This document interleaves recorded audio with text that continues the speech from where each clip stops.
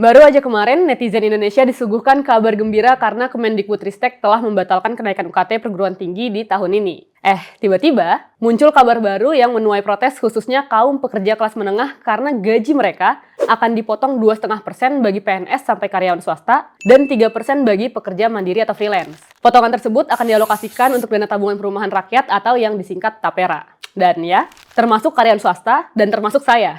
Nah, ini dipotong kayak gimana sih? Yuk kita simak bareng-bareng. Jadi kita tarik balik ke tahun 2015, Presiden Jokowi itu meluncurkan program 1 juta rumah di Semarang yang dimana hal tersebut menjadi program strategis nasional. Program ini dimaksudkan untuk mengatasi kesenjangan antara kebutuhan rumah dan pasokan rumah di Indonesia. Karena banyak keluarga Indonesia itu masih belum memiliki perumahan yang layak, jadi harus ada terobosan kebijakan baru. Nah, melanjutkan hal tersebut, jadi, pada 20 Mei kemarin, Presiden Jokowi merilis Peraturan Pemerintah atau PP nomor 21 tahun 2024 tentang perubahan atas PP nomor 25 tahun 2020 tentang penyelenggaraan tabungan perumahan rakyat atau TAPERA. Isi aturan tersebut memuat bahwa gaji, upah, atau penghasilan para pekerja di Indonesia akan terkena potongan tambahan untuk simpanan tabungan perumahan rakyat. Sehingga, pekerja di Indonesia yang selama ini telah terkena potongan pajak penghasilan, iuran BPJS Kesehatan dan Ketenagakerjaan, juga nantinya akan terpotong untuk dana TAPERA. Dan dana TAPERA ini cuma bisa dimanfaatkan untuk pembiayaan perumahan dan atau dikembalikan berikut hasil pemupukannya setelah kepesertaan berakhir. Pertanyaan selanjutnya adalah, kapan kepesertaan itu berakhir?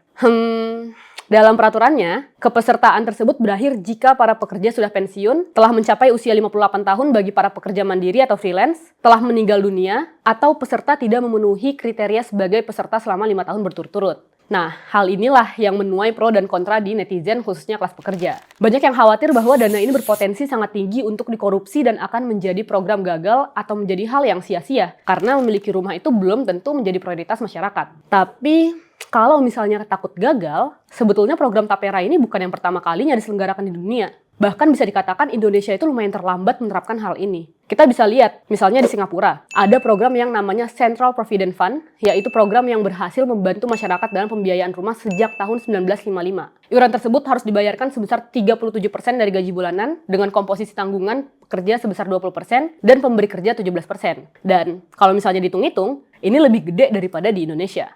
Malaysia juga sudah mewajibkan karyawannya untuk pembiayaan rumah yang dinamai dengan Employees Provident Fund sejak tahun 1991. Di mana Malaysia juga menetapkan iuran sebesar 23% dari gaji bulanan dengan komposisi 11% dari pekerja dan 12% dari pemberi kerja. Jadi, gimana menurut teman-teman? Apakah pemotongan gaji untuk TAPERA ini merupakan solusi agar masyarakat Indonesia bisa memiliki tempat tinggal yang layak? Atau justru penerapan ini malah membuka celah baru untuk koruptor? Komen di kolom komentar ya.